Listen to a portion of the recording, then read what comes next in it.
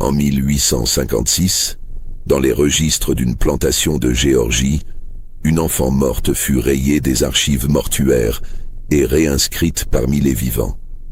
Son nom était Sarah Sutton. Elle avait 7 ans lorsqu'on l'enterra. Elle en avait 8 lorsqu'elle réapparut. Entre ces deux moments, il y eut un silence qui dévora des vies entières. Si cette histoire vous glace le sang dès les premières secondes, abonnez-vous maintenant et dites-nous en commentaire de quelle ville vous nous écoutez. Vous allez en avoir besoin pour ce qui va suivre. Ce qui s'est passé dans le comté de Burke entre février 1856 et août de cette même année défie toute explication rationnelle que les autorités de l'époque ont tenté de construire. Les documents existent encore, les témoignages contradictoires aussi. Et la petite Sarah Sutton, elle, a disparu une seconde fois, mais cette fois sans laisser de traces dans aucun registre, comme si quelqu'un avait voulu effacer jusqu'à la mémoire de son existence impossible. Le comté de Burke, en Géorgie, s'étendait alors comme une terre de contradictions profondes. Les plantations de coton dominaient le paysage, mais la région abritait aussi des communautés plus modestes, des fermes isolées et des hameaux où les règles rigides de l'esclavage se mêlaient parfois à des arrangements plus ambigus, nés de la nécessité économique et des réalités complexes du Sud-Américain d'avant la guerre. La propriété Sutton n'était pas une plantation au sens classique. Edmund Sutton possédait environ 40 hectares de terres cultivables, principalement consacrées au tabac et au maïs, avec une production de coton secondaire. Sa main-d'œuvre se composait de 7 adultes asservis et de leurs enfants, soit une quinzaine de personnes au total. C'était une exploitation de taille moyenne, suffisamment prospère pour permettre à Sutton de vivre confortablement, mais pas assez pour l'élever au rang des grands propriétaires du comté. Edmund Sutton était veuf depuis 1853. Sa femme, Catherine, était morte en couche avec leur 3e enfant, qui n'avait pas survécu non plus. Il lui restait 2 fils, Thomas et William, respectivement âgés de 12 et 9 ans en 1856. La maisonnée était gérée par une femme libre de couleur nommée Abigail Werner, une anomalie dans le sud esclavagiste, mais que Sutton employait légalement depuis la mort de sa femme. Abigail était une mulâtre éduquée, fille d'un affranchi et d'une Allemande immigrée, ce qui expliquait son nom. Sa présence dans la maison Sutton suscitait des murmures, mais Edmund Sutton était connu pour son caractère inflexible et peu d'hommes osaient le confronter directement. Les esclaves de Sutton vivaient dans 4 cabanes disposées en arc de cercle derrière la grande maison. Parmi eux se trouvaient Patience et son mari Moses, tous deux dans la trentaine, qui avaient 5 enfants. L'aînée s'appelait Sarah. Elle était née en 1849, une enfant frêle aux yeux sombres et perçants, qui ne parlait presque jamais mais observait tout avec une intensité troublante. Les autres esclaves disaient d'elle qu'elle avait été marquée par quelque chose dès sa naissance, car elle était venue au monde pendant un orage violent, dans une nuit où la foudre avait frappé 3 fois le même chêne près des cabanes. La vie sur la propriété Sutton suivait les rythmes saisonniers du travail agricole, mais avec moins de brutalité que dans les grandes plantations. Edmund Sutton n'était pas un maître cruel selon les standards de l'époque, ce qui ne signifiait pas qu'il était bon. Il appliquait les punitions nécessaires pour maintenir l'ordre, vendait ceux qui causaient des problèmes et considérait ses esclaves comme des investissements à préserver, plutôt que comme des êtres à briser. Cette approche calculée créait une atmosphère particulière sur sa terre, une tension contenue où la violence physique était rare, mais où la menace permanente pesait sur chaque geste, chaque regard. Abigail Werner occupait une position étrange dans cet équilibre. Elle n'était pas esclave, mais elle n'était pas non plus vraiment libre dans le sens où l'entendaient les blancs du comté. Elle dormait dans une chambre de la grande maison, mangeait à la table de la cuisine après que les Sutton aient fini leur repas et supervisait l'éducation rudimentaire des garçons.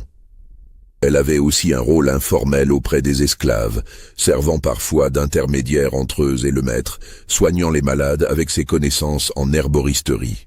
Patience, la mère de Sarah, s'était rapprochée d'elle après plusieurs interactions difficiles avec un accouchement compliqué qu'Abigail avait aidé à sauver. Cette proximité créera plus tard des questions insolubles. Le 23 février 1856, Sarah Sutton tomba malade. Ce n'était pas inhabituel. Les enfants asservis souffraient régulièrement de fièvre, de dysenterie, de vers intestinaux.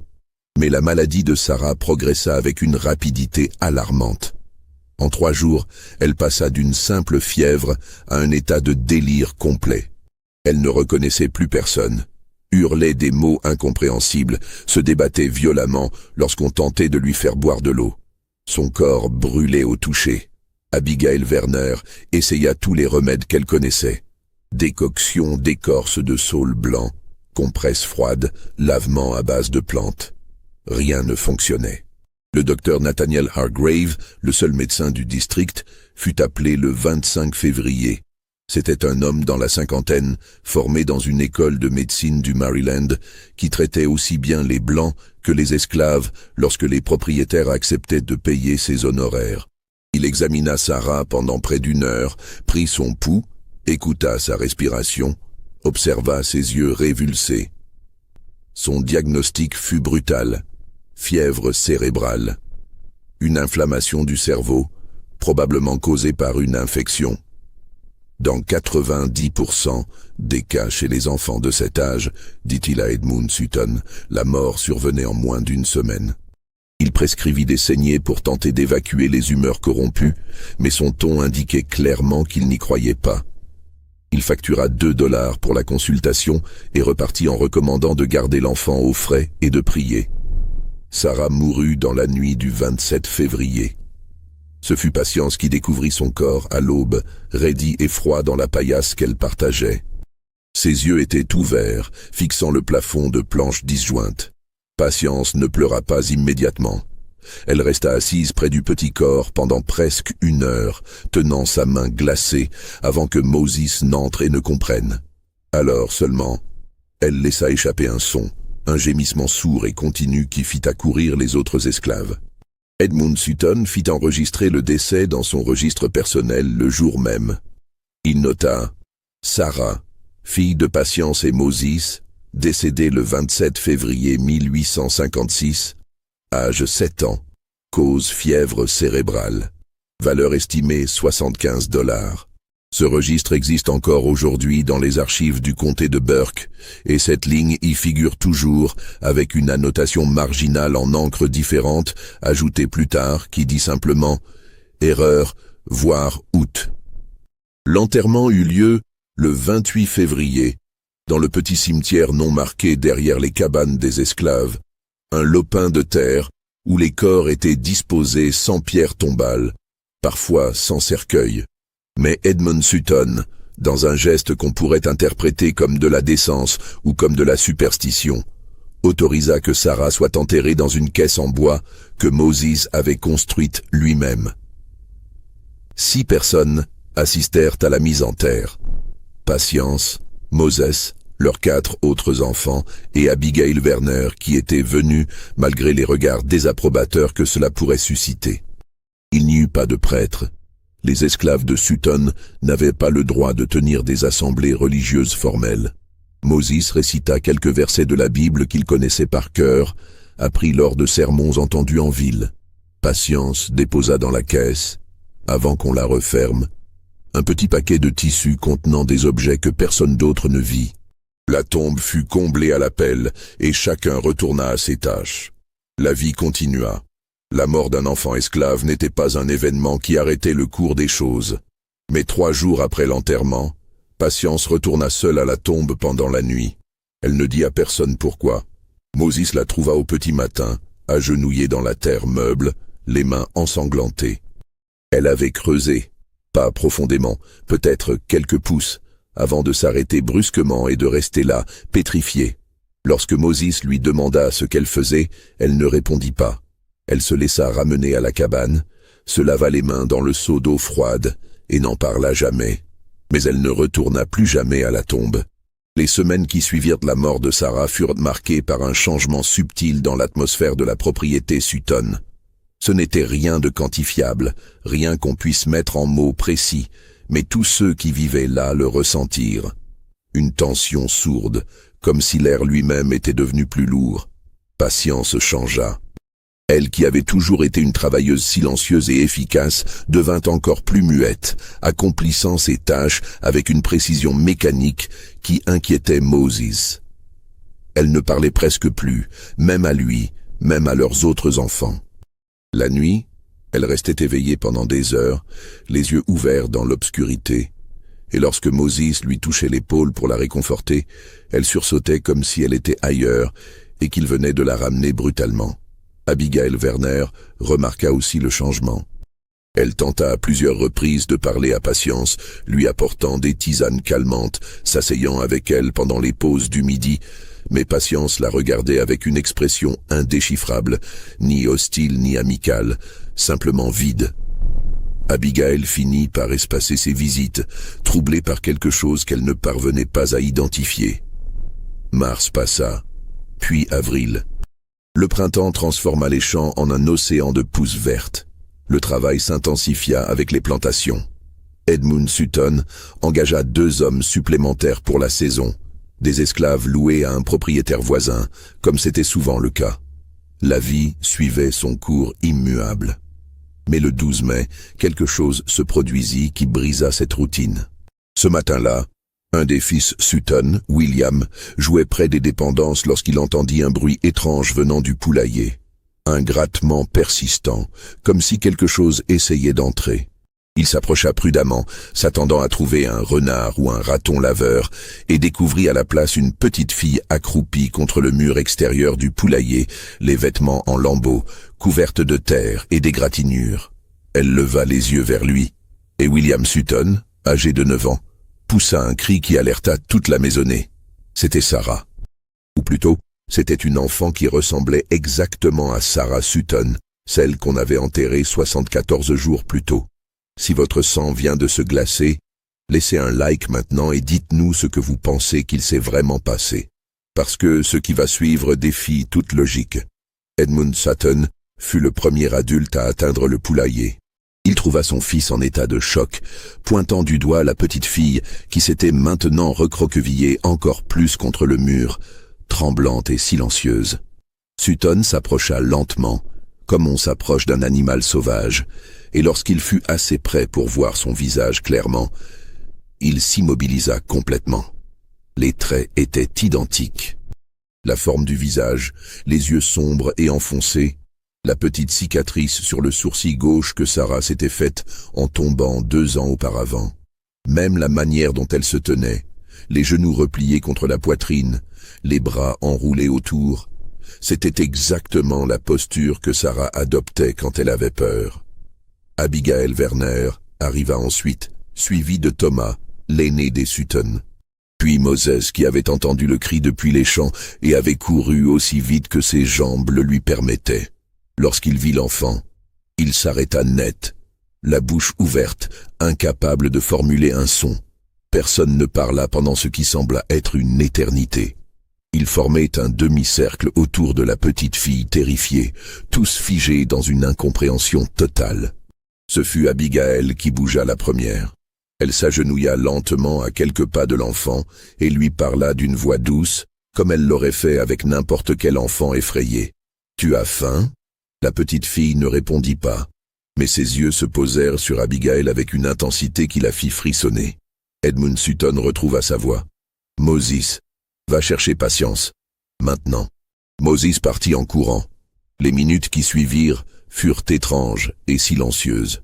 Personne n'osait s'approcher davantage de l'enfant, mais personne ne pouvait la quitter des yeux. Edmund Sutton se demandait s'il était en train de devenir fou. Il avait vu le corps de Sarah. Il l'avait touchée. Elle était morte, aussi morte qu'on peut l'être. Il avait enregistré son décès de sa propre main. Patience arriva en courant, le visage défait d'angoisse. Elle s'arrêta brusquement lorsqu'elle vit l'attroupement, puis son regard tomba sur la petite fille. Elle émit un son étranglé, quelque chose entre un sanglot et un cri de terreur pure. Moses dut la retenir pour l'empêcher de s'effondrer. L'enfant leva les yeux vers Patience, et pour la première fois depuis sa découverte, elle parla. Sa voix était rauque, presque inaudible, mais les mots étaient clairs. « Maman, j'ai froid ». Patience se libéra de l'étreinte de Moses et se précipita vers l'enfant, la soulevant dans ses bras avec une force née du désespoir et de quelque chose d'autre, quelque chose de plus primitif. Elle la serra contre elle, sentant son poids, sa chaleur, la réalité concrète de son corps. L'enfant était vivante. Elle respirait. Son cœur battait. Edmund Sutton observait la scène avec une expression que personne ne lui avait jamais vue auparavant. Ce n'était pas de la compassion. C'était une peur profonde, viscérale. Le genre de peur qu'éprouve un homme confronté à quelque chose qui ne devrait pas exister. « Emmenez-la à votre cabane », dit-il finalement, la voix tremblante. Et personne ne parle de ça. À personne. Vous m'entendez tous? Personne. Patience porta l'enfant jusqu'à la cabane, suivi de Moses et des autres esclaves. Abigail Werner resta un moment avec Edmund Sutton, qui fixait maintenant le sol, les mâchoires serrées. « Monsieur Sutton », commença-t-elle, mais il l'interrompit d'un geste brusque. « Pas un mot, Abigail, pas un mot. » Elle hocha la tête et retourna à la grande maison, mais ses mains tremblaient. Dans les heures qui suivirent, Patience ne lâcha pas l'enfant. Elle la lava doucement dans un baquet d'eau tiède, retirant couche après couche de terre séchée et de crasse. Le corps était couvert d'égratignures superficielles et de bleu, comme si elle avait rampé à travers des broussailles pendant longtemps. Ses ongles étaient cassés et pleins de terre. Ses pieds étaient lacérés, les plaies à moitié guéries, indiquant qu'elle avait marché pieds nus sur un terrain difficile pendant au moins plusieurs jours. Mais le corps lui-même était intact. Pas de décomposition, pas de traces de ce qui aurait dû être 74 jours sous terre. La peau était pâle, légèrement jaunie par la malnutrition et l'épuisement, mais c'était la peau d'un enfant vivant, qui guérissait déjà les petites blessures récentes. Moses examina l'enfant avec attention, cherchant les détails qui confirmeraient ou infirmeraient l'impossible. La cicatrice sur le sourcil était là. Un grain de beauté distinctif sur le côté du cou était là. La façon dont son deuxième orteil gauche était légèrement plus long que le premier, un trait qu'ils avaient toujours taquiné gentiment, était là. Mais il y avait aussi des différences, des marques nouvelles. Une longue égratignure qui commençait à l'épaule et descendait jusqu'au coude. Des marques circulaires sur les poignets, comme si elle avait été attachée.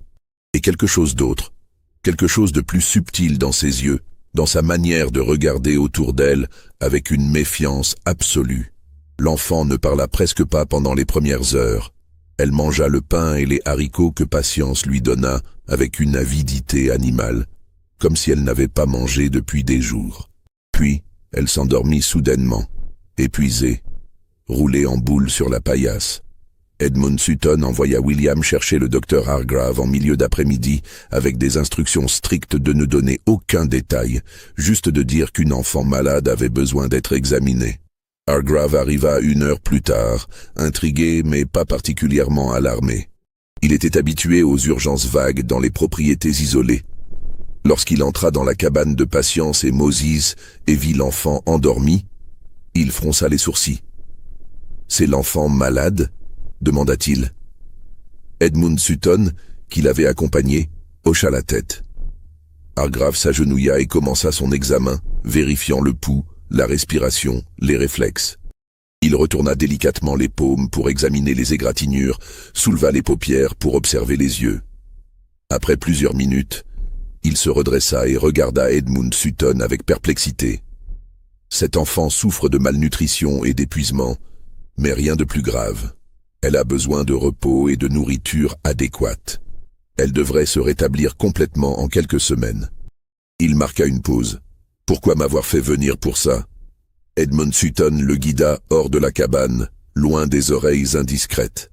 Dans la lumière déclinante du soir, il dit à voix basse « Docteur Hargrave, cet enfant, c'est Sarah, la fille que vous avez examinée en février, celle qui est morte de fièvre cérébrale.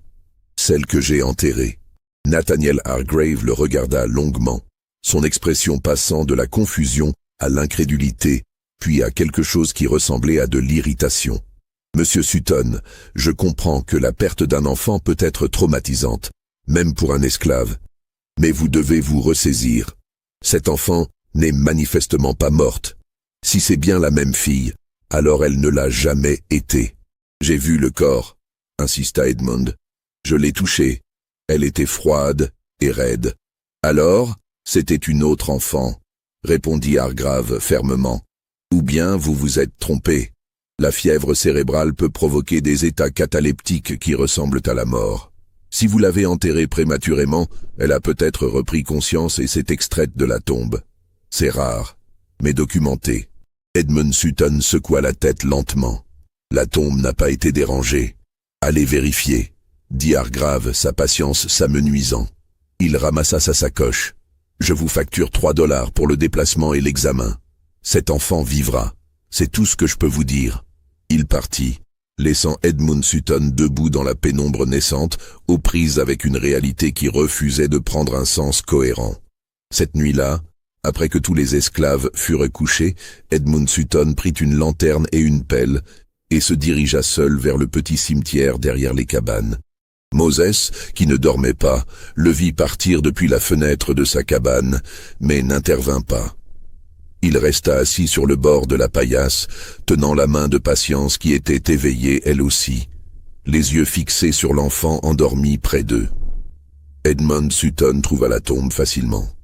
Elle était marquée par une simple pierre plate que Moses avait placée, sans inscription. La terre était assez recouverte de mauvaises herbes qui avaient commencé à pousser, signe que personne n'y avait touché depuis des semaines.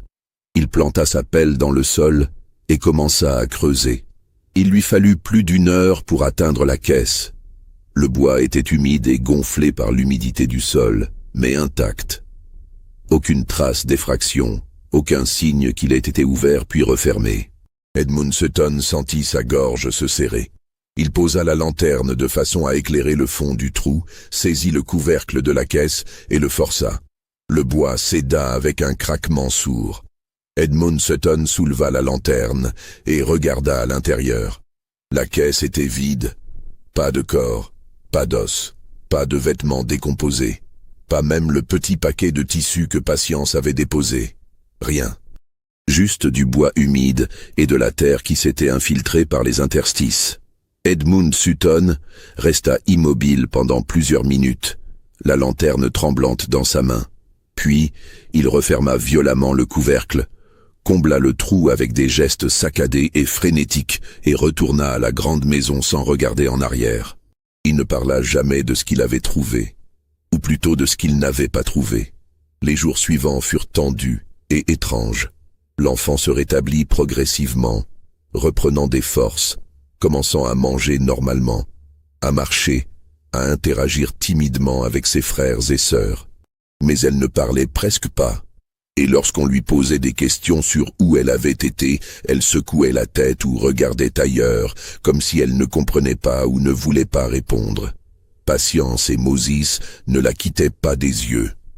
Ils la traitaient avec une tendresse désespérée, mêlée d'une peur qu'ils ne pouvaient pas masquer complètement.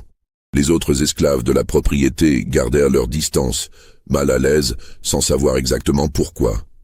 Les enfants chuchotaient entre eux que Sarah était revenue d'un endroit dont on ne revient pas. Et même s'ils ne comprenaient pas vraiment ce que cela signifiait, ils sentaient que quelque chose n'était pas normal. Edmund Sutton donna l'ordre strict que personne ne devait mentionner cette affaire en dehors de la propriété. Il ne voulait pas de rumeurs, pas de questions, pas d'attention. Il fit savoir aux esclaves loués qu'ils seraient vendus au sud s'ils parlaient. Une menace qui suffisait généralement à assurer le silence. Mais le silence a une manière de créer ses propres problèmes. Plus les gens se taisent, plus les secrets grandissent, plus les peurs s'amplifient dans l'obscurité des pensées non partagées. Abigail Werner observait tout cela avec une inquiétude croissante. Elle avait essayé à plusieurs reprises de parler à Edmund Sutton, de lui demander ce qu'il comptait faire, comment il expliquait tout ça. Mais il l'avait repoussé chaque fois avec une brusquerie inhabituelle. Il passait de longues heures dans son bureau, la porte fermée, consultant des documents, écrivant et raturant des lignes dans son registre. Un soir, elle prit son courage et força la conversation. Elle le trouva assis à son bureau, une bouteille de whisky à moitié vide devant lui, chose rare pour un homme généralement tempérant. « Monsieur Sutton, nous devons parler de ce qui s'est passé. » Il leva les yeux vers elle, et elle vit dans son regard quelque chose qui la terrifia. Ce n'était pas de la colère. C'était de l'égarement, une perte totale de repères. « Que voulez-vous que je dise, Abigail? Que j'ai enterré une enfant morte et qu'elle est revenue? Que je suis devenu fou? Que tout le monde sur cette propriété est devenu fou? » « La tombe était vide, dit-elle doucement. « Vous l'avez creusée, n'est-ce pas? » Il ne répondit pas, mais son silence était une confirmation. « Alors elle n'a jamais été dedans, » continua Abigail, ce qui signifie qu'elle n'a jamais été vraiment morte, ou que quelqu'un l'a sortie. « La tombe n'avait pas été dérangée, » murmura Edmund. « Je le sais, j'ai vérifié. Alors comment expliquez-vous? »« Je n'explique rien, » explosa-t-il, frappant le bureau du plat de la main. « Je n'ai pas d'explication.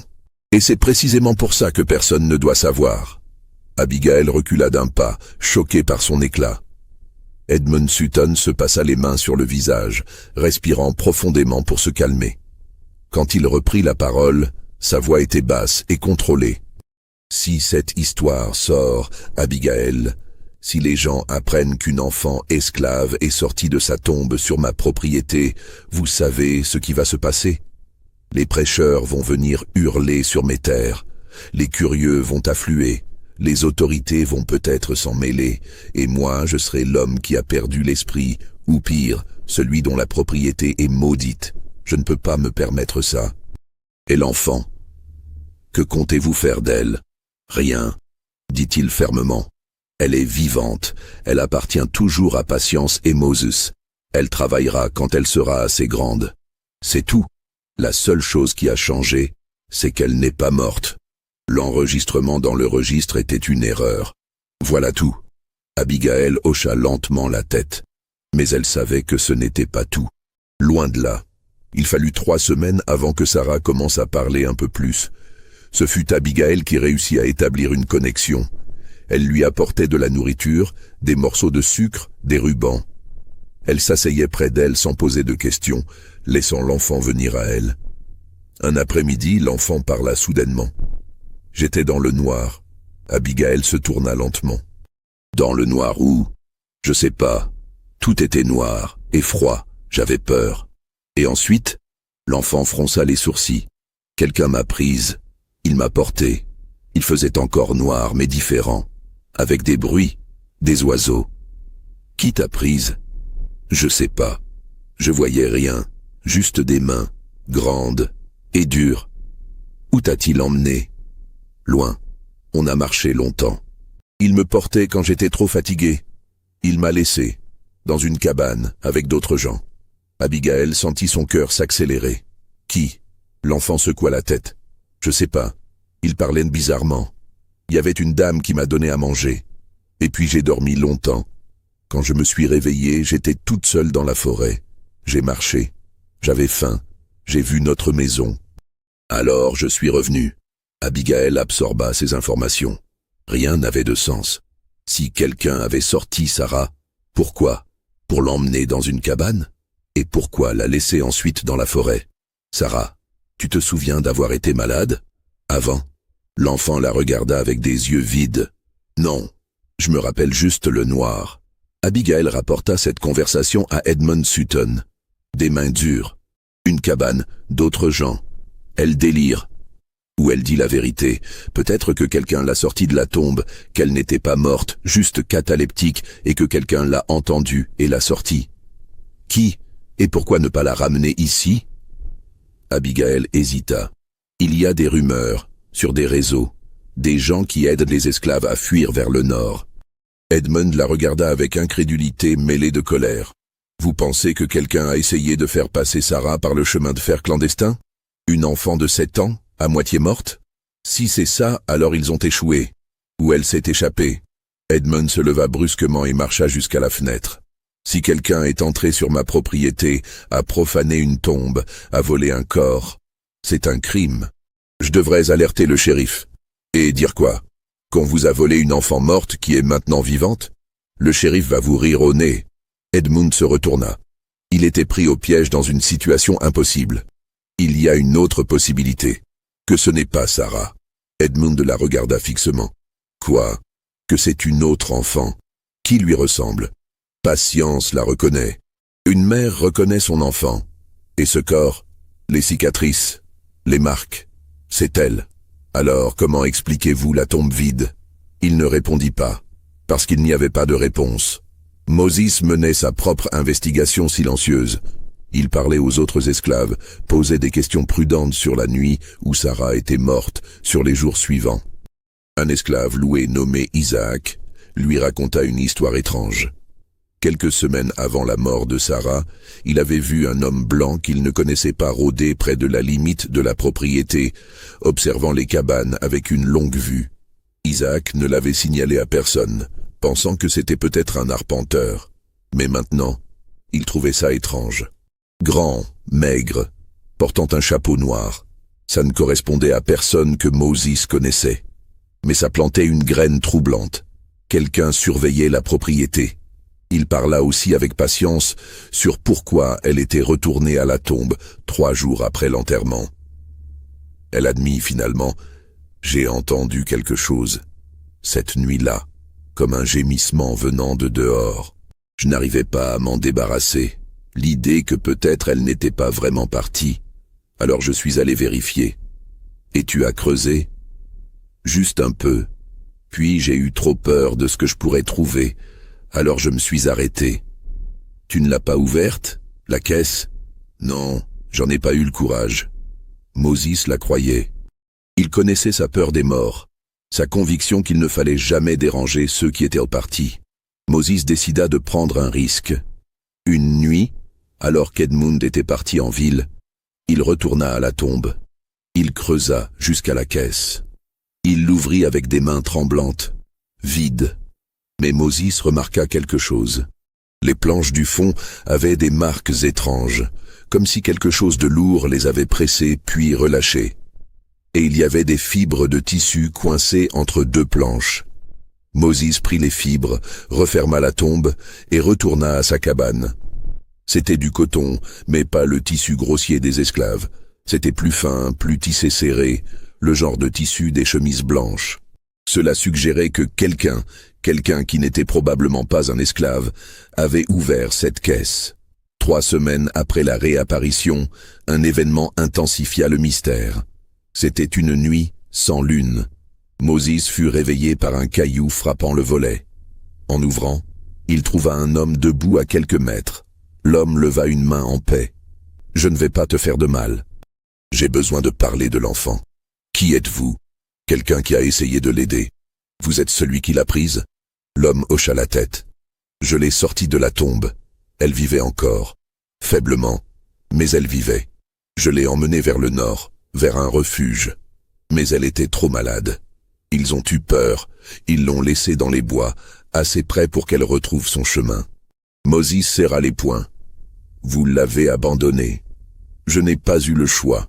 C'était ça ou la laisser mourir vraiment. Pourquoi venir maintenant? Parce que je veux te donner quelque chose. » L'homme sortit un petit objet enveloppé et le tendit. C'était dans la caisse avec elle. Je l'ai pris par accident. Moses prit l'objet. C'était le petit paquet que Patience avait mis dans la caisse. À l'intérieur, une mèche de cheveux, une petite croix sculptée et un morceau de papier plié. Je ne l'ai jamais ouvert.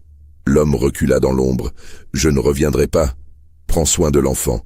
Il disparut avant que Moses ne puisse répondre. Moses rentra, réveilla Patience et lui montra le paquet. Patience reconnut la mèche, la croix, puis elle déplia le papier. C'était un papier d'affranchissement, vierge, jamais signé, mais authentique. Elle regarda Moses, les yeux pleins de larmes. Je pensais qu'au moins, dans la mort, elle serait libre. Moses la serra dans ses bras, comprenant le désespoir qui l'avait poussé à enterrer ce document avec leur enfant morte. Mais maintenant, l'enfant était vivante, et le document existait toujours. Les semaines devinrent des mois. Sarah s'intégra progressivement dans la routine de la propriété. Extérieurement, tout semblait être revenu à la normale. Mais Edmund Sutton savait que ce n'était qu'une façade. Chaque fois qu'il regardait l'enfant, il ressentait un malaise profond. Ce n'était pas de la peur exactement, mais quelque chose de plus fondamental, une perturbation de l'ordre des choses. Il avait modifié son registre, erreur de diagnostic. L'enfant a survécu à la fièvre cérébrale. Une explication qui ne tenait pas vraiment debout, mais la seule possible. Ses nuits étaient devenues un tourment. Il se réveillait hanté par l'image de la tombe vide. Il buvait plus que d'habitude, cherchant un engourdissement qui ne venait jamais. Abigail Werner le surprit un jour, relisant obsessivement la page modifiée du registre. « Vous devez laisser aller cette affaire. Cette enfant est vivante, c'est tout ce qui compte. Comment laisser aller quelque chose que je ne comprends pas? Comment vivre sachant que quelque chose d'impossible s'est produit sous mon toit? La catalepsie. La catalepsie n'explique pas la tombe vide. » Il se leva, marchant jusqu'à la fenêtre. « Je me demande si elle est vraiment ma propriété. Si elle était morte, je l'ai perdue. Si quelqu'un l'a volée puis rendue, dans quel cadre légal ça s'inscrit? » C'est dans cet état détérioré qu'il prit sa décision en août. Il convoqua Moses dans son bureau. « Je vends Sarah. » Moses sentit le sol se dérober. « Maître Sutton, s'il vous plaît. J'ai besoin de liquidité. C'est une décision économique simple. » C'était un mensonge. Moses le savait. La propriété était prospère. « Maître, je vous en supplie, ne nous séparez pas. Nous avons déjà cru l'avoir perdue une fois. » Edmund détourna le regard. « La décision est prise. La vente aura lieu dans 10 jours. » Moses resta immobile, puis quelque chose changea dans son expression. « Puis-je parler librement ?» Edmund hocha la tête, surpris. « Vous la vendez parce qu'elle vous fait peur, pas pour l'argent, parce que vous ne pouvez pas supporter de ne pas comprendre. Vous préférez nous briser le cœur plutôt que de vivre avec une question sans réponse. » Edmund sentit la colère monter puis s'évanouir face à cette vérité nue. Il ne répondit pas. Moses avait raison. Moses sortit sans être congédié. Edmund resta dans le silence. La décision prise, mais le soulagement attendu n'arrivant pas. Les 10 jours qui suivirent furent parmi les plus éprouvants que la propriété Sutton ait jamais connue. Patience ne parla plus à personne. Elle accomplissait ses tâches dans un silence absolu, ses yeux rouges témoignant des pleurs nocturnes. Moses essaya tout. Il offrit de travailler doublement, de renoncer à sa ration, de faire n'importe quelle tâche supplémentaire. Mais Edmund refusait de le recevoir. Abigail tenta d'intervenir. « Vous faites une erreur que vous regretterez. Cette famille ne vous a jamais causé de problème. Je fais ce qui est nécessaire. » Nécessaire pour qui? Au prix de la destruction d'une famille. Edmund savait qu'elle avait raison, qu'il commettait une injustice même selon les standards de l'esclavage. Mais il ne pouvait pas reculer. Sarah restait près de Patience constamment, s'accrochant à sa jupe comme si elle pouvait empêcher l'inévitable. Elle avait cessé de jouer. Elle mangeait à peine. Le soir du 8e jour, Moses prit une décision désespérée. Il attendit que tout le monde soit endormi, puis se dirigea vers la grande maison. Il trouva Edmund Sutton dans son bureau, buvant seul à la lumière d'une chandelle. « Je suis venu vous offrir quelque chose. Un échange. » Edmund fronça les sourcils. « Quel échange ?» Moses sortit le papier d'affranchissement que l'homme mystérieux lui avait rendu. Il le déposa sur le bureau. « Ceci, un papier d'affranchissement vierge. En échange de Sarah.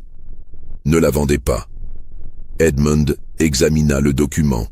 C'était authentique, le cachet d'un juge apposé, mais sans nom inscrit. Où Patience avait-elle obtenu quelque chose de si précieux? Ce papier vaut peut-être $150. Sarah en vaudra 200. Ce n'est pas équitable.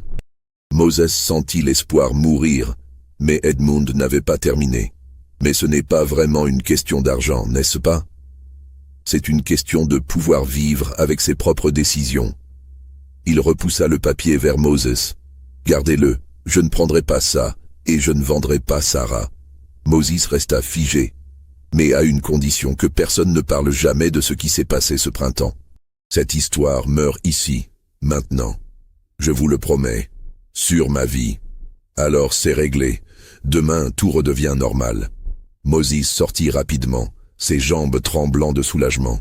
Mais ce qu'aucun des deux hommes ne savait, c'est que tout était déjà en mouvement, que la promesse de silence venait trop tard. La nuit suivante, Sarah disparut. Patience se réveilla à l'aube comme d'habitude, tendit automatiquement la main vers l'endroit où Sarah dormait à côté d'elle, et trouva la paillasse vide et froide. Elle se redressa brusquement, pensant que l'enfant était sorti pour ses besoins, mais quelque chose dans le silence de la cabane lui dit immédiatement que ce n'était pas le cas. Elle réveilla Moses d'une main tremblante. Ensemble, ils fouillèrent la petite cabane, puis sortirent pour vérifier les latrines, le puits, les endroits où Sarah aimait parfois se cacher. Rien. Les premiers rayons du soleil commençaient à éclairer la propriété et il n'y avait aucun signe de l'enfant. Moses courut alerter les autres esclaves. En quelques minutes, tout le monde était debout, cherchant dans les dépendances, les champs proches, le poulailler, l'écurie. Le bruit finit par réveiller Edmund Sutton, qui sortit de la grande maison en robe de chambre, encore confus par le sommeil et l'alcool de la veille. « Que se passe-t-il » demanda-t-il brusquement. « Sarah a disparu » répondit Moses, la voix chargée d'une panique qu'il ne pouvait plus contenir. « On ne la trouve nulle part. » Edmund sentit son sang se glacer. Pas encore, pas ça. Pas après ce qu'il avait décidé la veille, après avoir finalement choisi de faire ce qui était juste. Depuis quand? Je ne sais pas. Patience s'est réveillée et elle n'était plus là. Edmund organisa immédiatement une recherche systématique. Il envoya des hommes dans différentes directions, leur ordonnant de chercher dans un rayon d'1 mile autour de la propriété. Il fit vérifier tous les bâtiments, tous les coins, tous les endroits possibles et impossibles où un enfant de 8 ans pourrait se cacher. Abigail Werner se joignit aux recherches, fouillant méthodiquement la grande maison, le grenier, la cave, vérifiant même les armoires et les coffres où Sarah aurait pu se glisser. Rien. Les heures passèrent. Le soleil monta dans le ciel. La chaleur d'août devint oppressante. Les chercheurs revinrent un par un, tous avec le même rapport. Aucune trace de l'enfant. Moses examina le sol autour de la cabane, cherchant des empreintes de pas, n'importe quel indice de la direction qu'elle aurait pu prendre. La terre était dure et sèche, ne révélant rien. Il s'éloigna progressivement de la cabane, élargissant sa recherche, étudiant chaque brin d'herbe écrasé, chaque branche cassée. À environ 200 mètres dans les bois, il trouva quelque chose. Une empreinte partielle dans un patch de terre plus molle près d'un ruisseau. Une petite empreinte de pied nu, de la taille de celle de Sarah. Mais à côté, il y avait des traces d'empreintes plus grandes, des bottes d'homme. Les deux séries d'empreintes se dirigeaient vers le nord, s'enfonçant plus profondément dans la forêt. Moses suivit les traces aussi loin qu'il put, mais elles disparaissaient après 50 mètres sur un terrain rocailleux. Il resta là, debout dans les bois silencieux, regardant dans la direction où les traces pointaient, vers le nord, vers... Quoi? La liberté? Un autre destin. Il retourna à la propriété et rapporta ce qu'il avait trouvé à Edmund Sutton. Le maître écouta en silence, son visage devenant de plus en plus pâle. « Quelqu'un l'a prise, » murmura-t-il. « Quelqu'un est entré sur ma propriété pendant la nuit et a pris cet enfant. »« L'homme, » dit Moses simplement, « celui qui l'avait sorti de la tombe. Il est revenu. » Edmund Sutton le regarda fixement. « Quel homme ?» Moses réalisa qu'il n'avait jamais parlé à Edmund de la visite nocturne, de l'homme qui lui avait avoué avoir sorti Sarah de sa tombe et l'avoir emmenée vers un refuge qui avait échoué. Il raconta maintenant toute l'histoire, chaque détail qu'il avait gardé secret pendant des mois. Edmund l'écouta avec une expression de choc croissant. « Et vous ne m'avez jamais dit ça ? Vous saviez qu'il y avait quelqu'un, un criminel qui profanait des tombes sur ma propriété, et vous ne m'avez rien dit ? » « Il avait sauvé ma fille, » répondit Moses calmement. « Pourquoi vous l'aurais-je dit? Pour que vous le fassiez arrêter? Pour qu'il soit pendu? Il avait fait ce qu'aucun d'entre nous ne pouvait faire. Il lui avait donné une chance. Une chance de quoi? Elle était revenue ici. Elle était en sécurité. Elle était esclave, corrigit Moses, sa voix soudainement dure.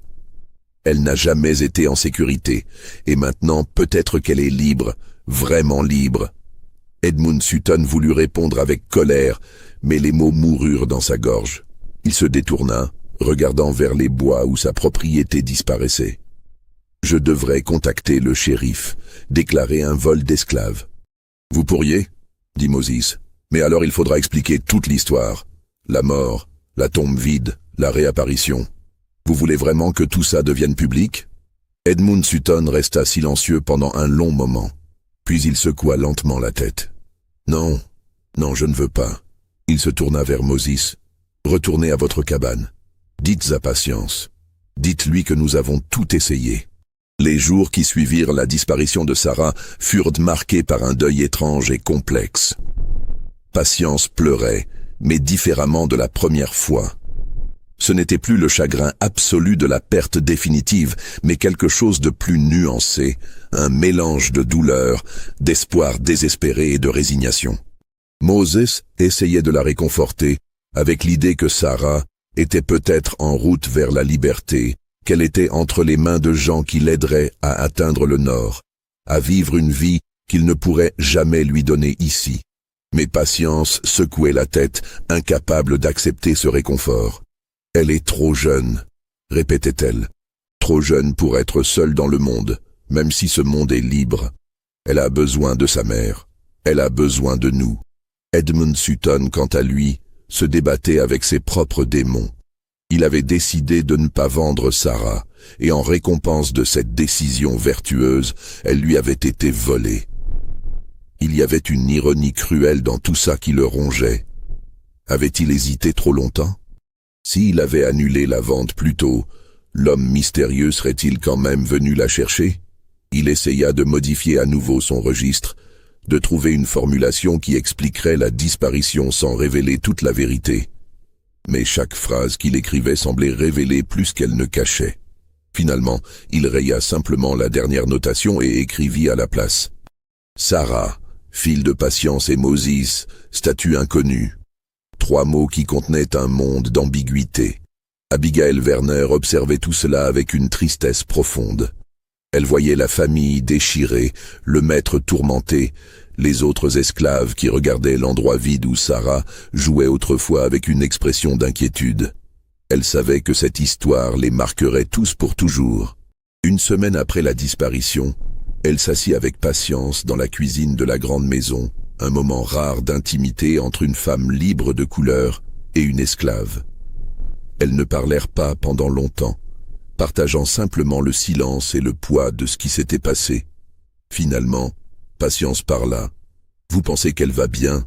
Abigail ne mentit pas avec de faux espoirs. « Je pense qu'elle a une chance. Une meilleure chance que si elle était restée ici de toute façon. Le Nord existe, les gens y arrivent. Certains construisent des vies nouvelles. Elle ne saura jamais combien nous l'aimions, combien nous avons essayé de la garder. Peut-être qu'un jour elle le saura, dit doucement Abigail. Peut-être qu'un jour elle reviendra, pas comme esclave, comme femme libre, et elle vous racontera tout ce qui lui est arrivé, tous les endroits où elle est allée, toutes les choses qu'elle a vues. » Patience hocha la tête, mais ses larmes coulaient. Ou peut-être qu'elle ne reviendra jamais. Peut-être qu'elle nous oubliera. Peut-être que c'est mieux comme ça. Elles restèrent assises ensemble, jusqu'à ce que le soleil se couche. 2 femmes de positions différentes, unies par le chagrin partagé d'une enfant perdue. Les mois passèrent, se transformèrent en années.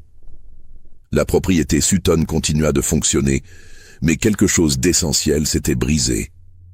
Edmund Sutton devint plus distant, moins engagé dans la gestion quotidienne. Il vendait maintenant des parcelles de terre, réduisant progressivement ses opérations. Patience et Moses vieillirent prématurément. Leurs autres enfants grandissaient, mais il y avait toujours une ombre sur la famille, un vide que personne ne mentionnait mais que tout le monde ressentait. Les enfants posaient parfois des questions sur leur sœur qui était partie, et Moses leur racontait une version édulcorée de l'histoire, disant simplement qu'elle avait été emmenée vers un endroit meilleur. En 1860, Edmund Sutton prit la décision finale.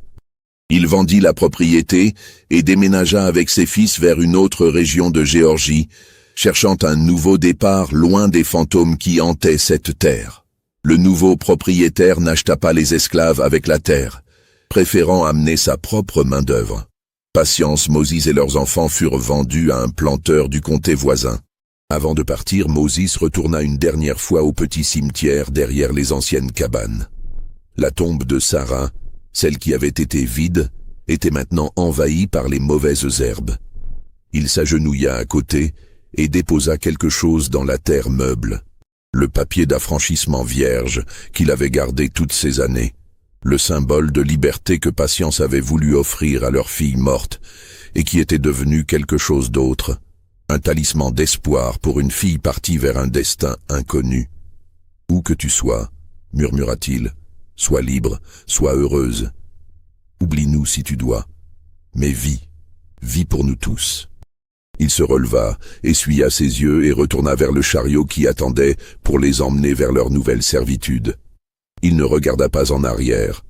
La vie continua, mais ceux qui avaient été témoins de l'histoire de Sarah ne furent plus jamais les mêmes. Edmund Sutton s'établit avec ses fils dans une nouvelle propriété.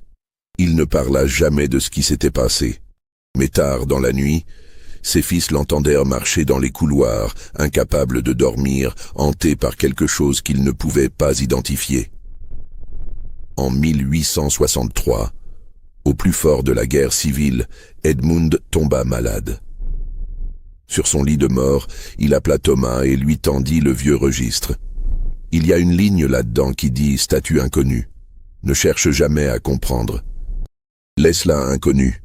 Thomas promit. Après la mort de son père, il examina le registre, vit les ratures, les modifications, mais tint sa promesse. Il ne chercha jamais à savoir ce que cette ligne signifiait. Patience et Moses furent affranchis en 1865. Ils restèrent dans le comté de Burke, travaillant comme métayers. Ils eurent d'autres enfants, des petits-enfants.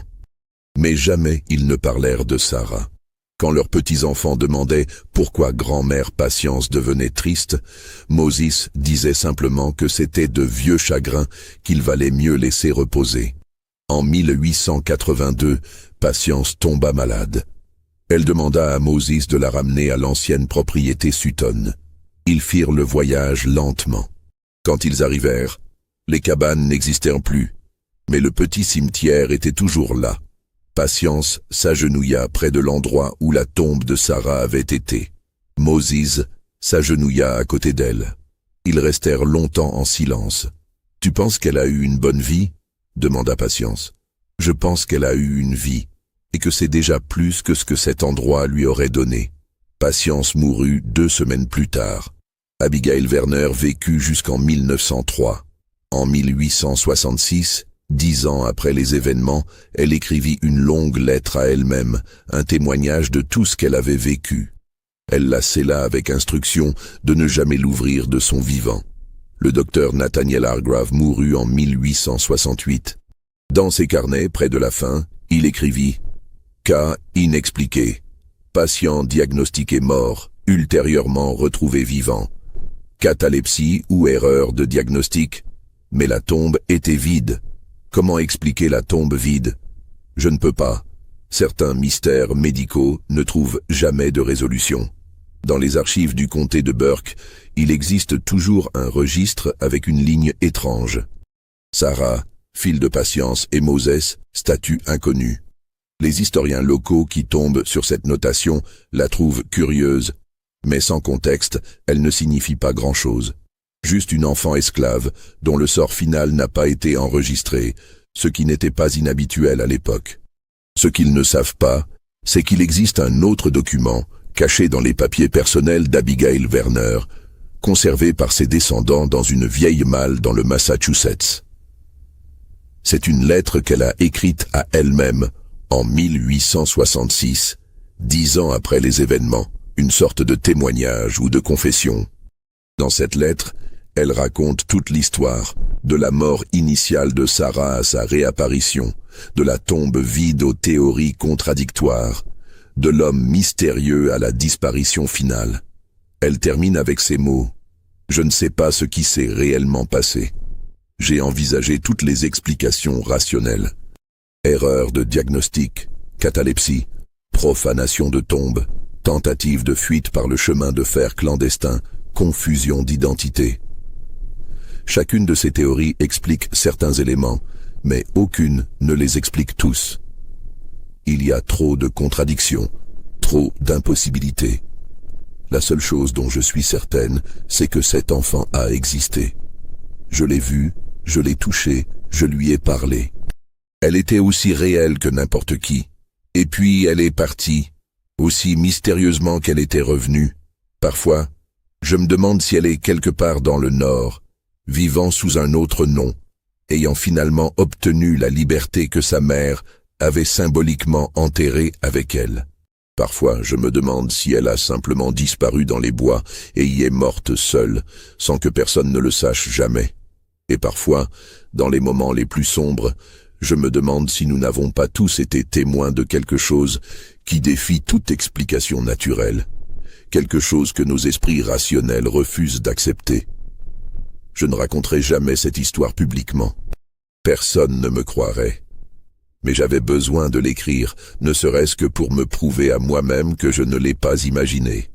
En 1923, presque 70 ans après les événements, une femme âgée se présenta au bureau du recensement du comté de Burke.